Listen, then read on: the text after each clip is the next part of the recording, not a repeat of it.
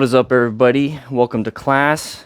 We got some things that we got to talk about before we jump into the stream. Plus, we also have some packages to do. So we're gonna be talking about 6 motorcycle tips nobody told me. Now, this is one of those things where it's like, I started riding and I wanted to make sure that I was doing the right thing, but I didn't really have a mentor. I didn't really go to class. I just kind of got on the motorcycle, got a helmet, 3/4 helmet, and just went going. So one thing that really, what I really learned when it came to, what am I looking for?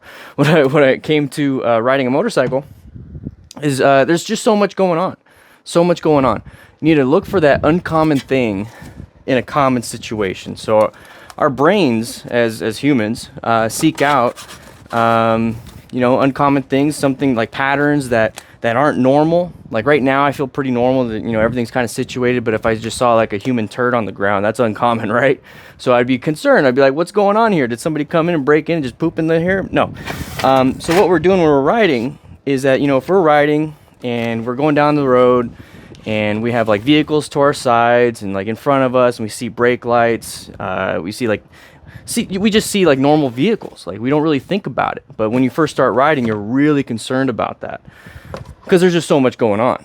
So one thing that I really wish somebody would tell me is like, hey, don't worry too much about the cars that are like, going with you in the flow. Worry about the car that's headed towards you. That's the uncommon thing.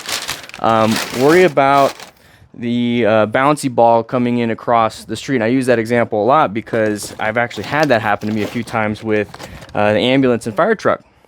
Pretty scary because kids want to see the fire truck and they're playing in the front yard and one of the kids is being dumb and throws the ball and another kid's like, hey, don't do that, and they run out to get it. Well, I obviously, sorry about all the noise, I obviously don't want to hit them. So that was a big concern of me. So really find that abnormality and that outlier that's out there.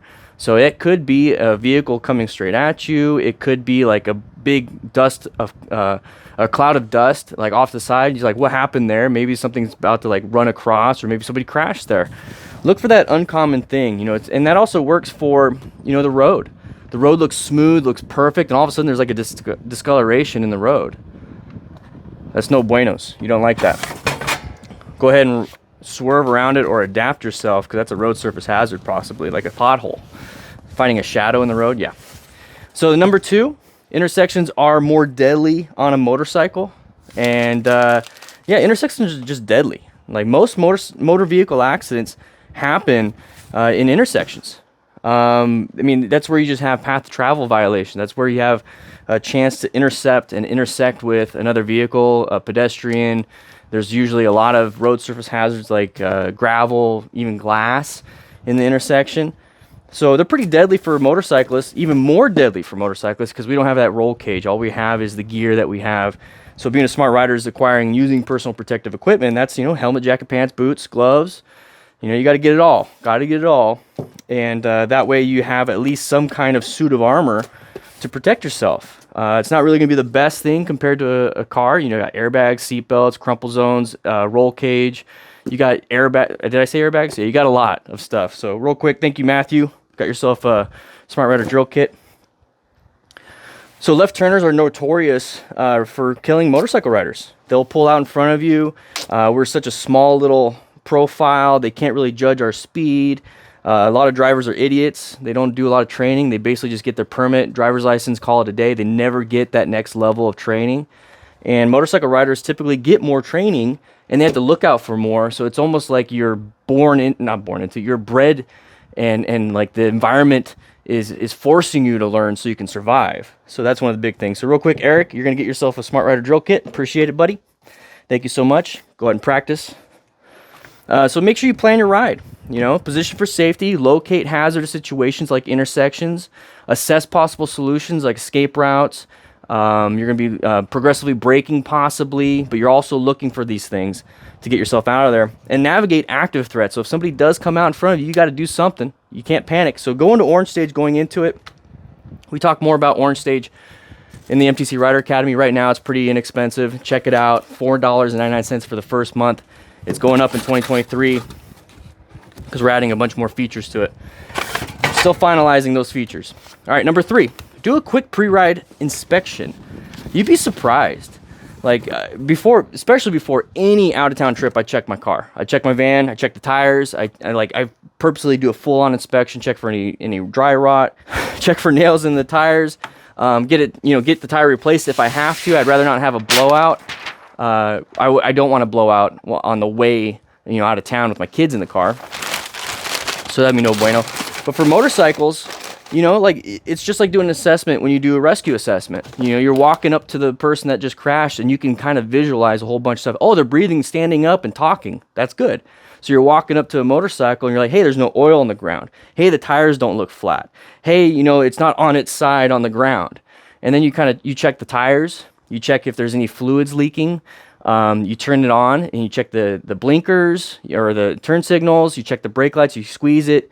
The front brake, see if the brake light happens. You tap the rear brake, see if the brake light happens.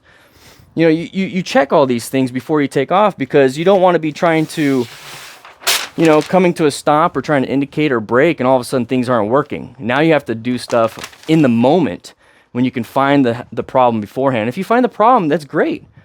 That's great. That means you didn't find it when you were riding. So it just sucks though, finding a problem. But this is part of it. You got to find that solution. Once again, thank you, Eric. Appreciate it. So a lot of motorcycle riders, this is number 4, by the way. A lot of motorcycle riders like to zone out when riding a motorcycle. Now, I get that feeling, disassociation. It's a great feeling, especially if you want to meditate. But what I found is that that's not really what's happening. You're getting into that flow state. So, like musicians, athletes, they get into some kind of flow state where they're just like so zoned in that the outside world disappears, and like you feel like you're one with your body, and you feel like time slows down or speeds up, depending on what you're doing. So what I found is that you're zoning in. You're completely zoning in. That's what meditation is. You're zoned into your breathing during normal meditation. You're zoned into your body during yoga. When you're doing really just like going for a hard walk or even an easy walk, each step is making you focused instead of like looking around, just kind of fumbling on your phone. Imagine walking on your phone. You're not really zoned in. So that's what's happening with car drivers. That's what's happening with motorcycle riders, is that they're just not zoned in. They're zoning out on purpose. And then drugs kind of do something like that, drinking, smoking before a ride.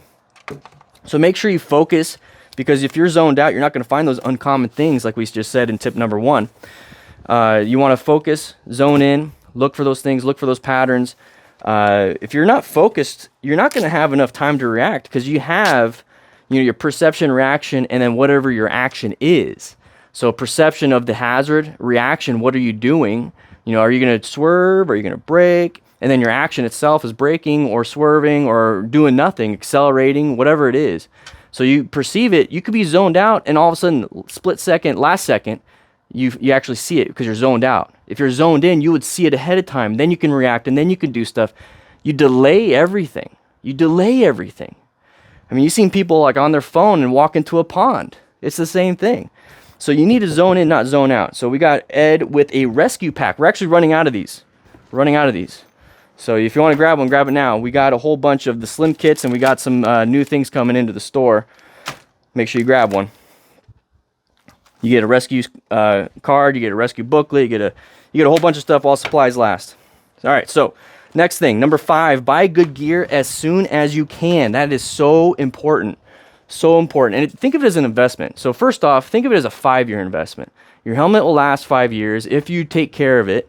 You want to replace it after 5 years because the polystyrene foam can deteriorate, get hard, get brittle, especially with all the sweat, makeup, everything. You can't really wash the polystyrene foam. That's that like gray or white stuff, basically like a styrofoam cooler, basically.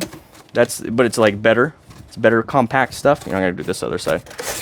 But you can wash out the liners and everything like that if they come out.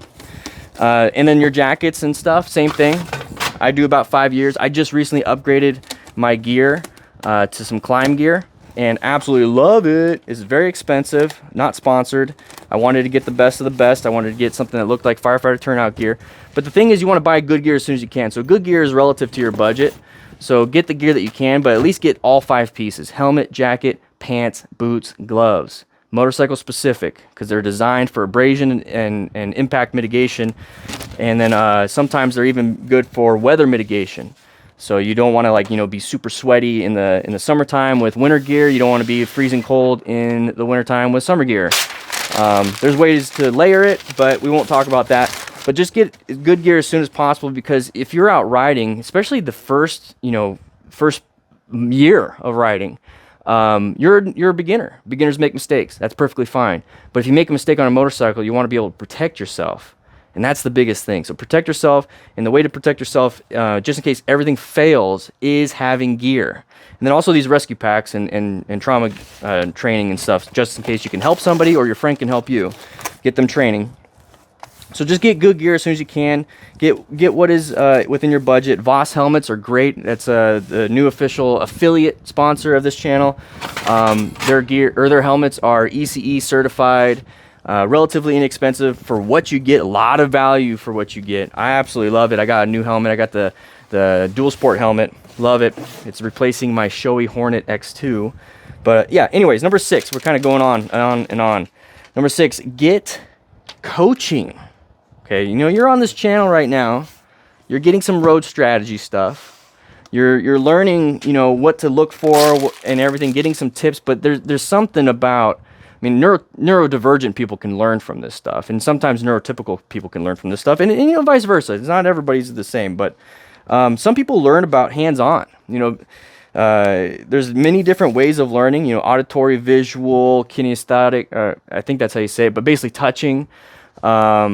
And then just like, reading. Like there's just all these different ways of learning, and some people learn better by actually just doing. So if you're one of those people, just get the coaching, get in-person coaching, go to the MSF, go to Total Control, wherever you're at, because I think California's Total Control. But go ahead and get that training. You can always learn something new from someone else. You really can. So even on YouTube, find somebody else. There's Motojitsu, there's Canyon Chasers, there's a whole bunch of people. MC Rider, Fortnite has some good tips. Some of the Revzilla dudes have some good tips. Dustin, we got a rescue pack right here. Here we go. So just, constantly learn from other people. You learn from me. Let's say you get 100% of your learning from me. You go to somebody else and you get an extra 20%. You go to somebody else, you get an extra 10%. You go to somebody else, you get 50%. You're just gathering more and more information, and really just take what works for you. If what I'm saying is like, man, that makes sense, and then you see somebody else like, that makes more sense. Perfect. I love that. That means you're learning. You might be building upon what you learned from me to find that, or you're learning, building upon from them and learning from me. It doesn't really matter. You're learning. That's all I care about. Part of Smart Rider is teaching and mentoring. So for me, I'm just, blessed that I can teach and mentor you guys. So, yeah, that's basically 6 motorcycle tips nobody told me. Look for the uncommon thing. I got my notes here. Intersections are more dangerous. Do a quick pre-ride inspection. Zone in, zone out. Buy good gear as soon as you can and get coaching. Super important. But I'm going to get to a live stream. I got to do a live class. We do it once a week. Join the MTC Rider Academy. Buy some stuff. All right? I'll see you guys around.